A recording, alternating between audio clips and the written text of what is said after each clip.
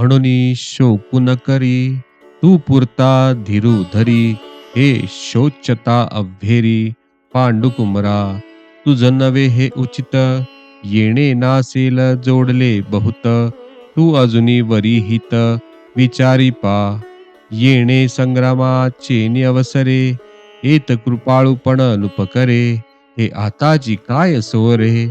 जाहले तुझ, तू आधीची काय नेणसी, की हे गोत्रज नोळखसी. वायाची काय करिसी, अतिशो आता आजीचे हे झुंज.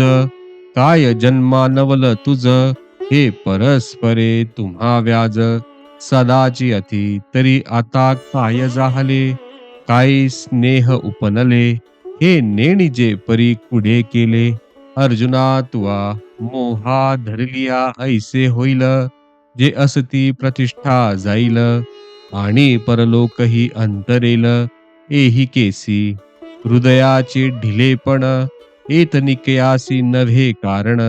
हे संग्रामी पतन जाण, क्षत्रियांसी ऐसेनी तो कृपावंतू. नाना परी असे शिकवितू, हे ऐकुनी पांडुसुतू काय बोले. म्हणून अर्जुना, तू दुःख करू नको, पूर्ण धीर धर आणि आप्तांविषयींचा हा विषाद सोडून दे. तुला असा खेद करणे शोभत नाही. तू आजपर्यंत जे काही यश मिळवले आहेस त्याचा या योगाने नाश होईल. म्हणून तू अजून तरी आपले हित कशात आहे याचा विचार कर. हे कौरव काय आत्ताच तुझे नातलग झाले आहेत? अरे, ही गोष्ट तुला पूर्वी माहीत नव्हती का? किंवा हे नातेवाईक आहेत हे तू जाणत नव्हतास काय? मग आत्ताच व्यर्थ खेद का करतोस?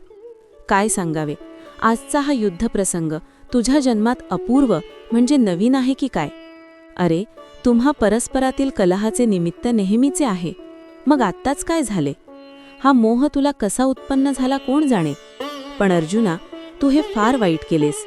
जर तू ह्या मोहात पडलास तर त्याचा परिणाम असा होईल की आजपर्यंत मिळवलेला लौकिक जाऊन इह परलोकांशी अंतरशील.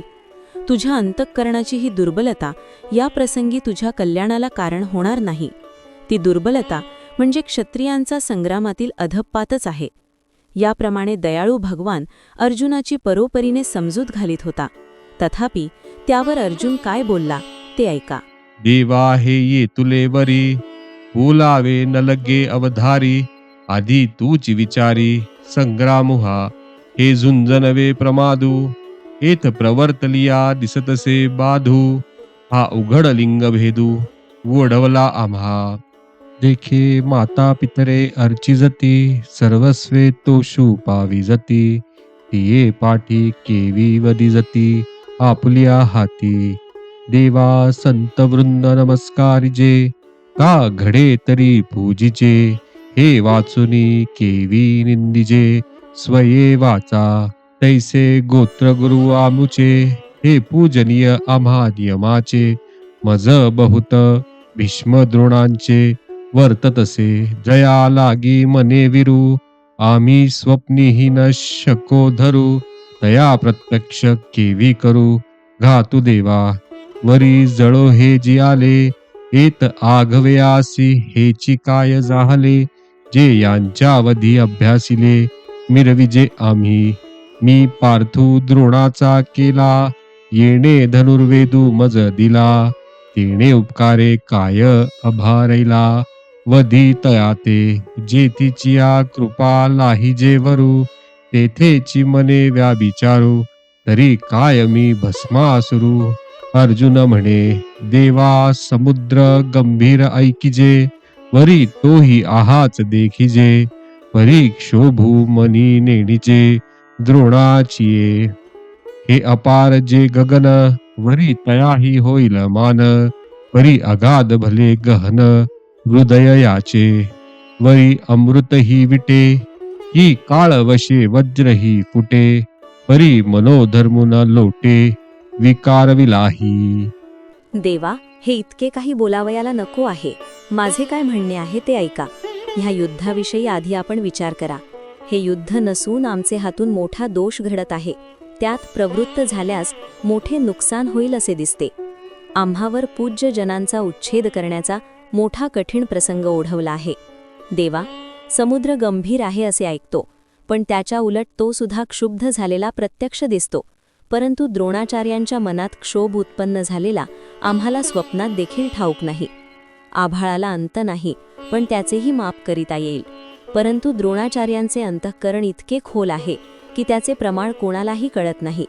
कदाचित अमृतही आंबेल किंवा कालगतीने वज्रही फुटेल, पण द्रोणाचार्यांस क्रोध आणण्याचा प्रयत्न केला तरी देखील तो येत नाही.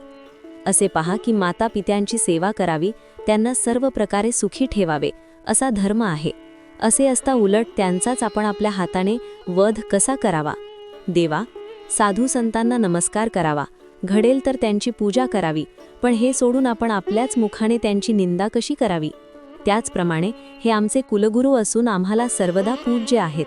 त्यातल्या त्यात भीष्म व द्रोण यांविषयी तर माझे मन अतिशयच कळवळत आहे. देवा, ज्यांच्याविषयी आम्ही स्वप्नात देखील वैर धरू शकत नाही, त्यांचा प्रत्यक्ष घात कसा करावा बरे? त्यापेक्षा आमचे हे जगणे व्यर्थ आहे. आम्ही आजपर्यंत जी विद्या मिळवली आहे तिचा उपयोग ह्या सर्वांना मारण्याकडे करून आम्ही प्रतिष्ठा मिरवावी, हेच का आमचे कर्तव्य? मी अर्जुन, द्रोणाचार्यांचा शिष्य. त्यांनीच मला धनुर्विद्या शिकवली. त्या उपकाराने आभारी झालेल्या मी त्यांना मारावे काय? अर्जुन म्हणतो, ज्यांच्या कृपेने आम्ही वरप्राप्ती करून घ्यावी त्यांच्याशीच कृतज्ञपणा करावा, तर मन मी काय भस्मासूर आहे? देवा, समुद्र गंभीर आहे असे ऐकतो, पण त्याच्या उलट तो सुद्धा क्षुब्ध झालेला प्रत्यक्ष दिसतो. परंतु द्रोणाचार्यांच्या मनात क्षोभ उत्पन्न झालेला आम्हाला स्वप्नात देखील ठाऊक नाही. आभाळाला अंत नाही, पण त्याचेही माप करिता येईल. परंतु द्रोणाचार्यांचे अंतःकरण इतके खोल आहे की त्याचे प्रमाण कोणालाही कळत नाही.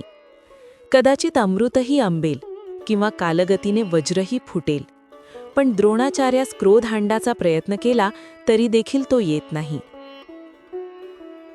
स्नेहेला की माये म्हणिपे ते किरू होये, परी कृपा ते मूर्त आहे द्रोणी ये.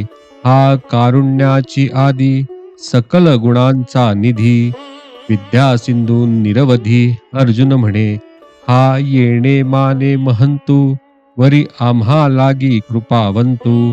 आता सांग पा येत घातू, चिंतू येईल ऐसे हे रणी वधावे.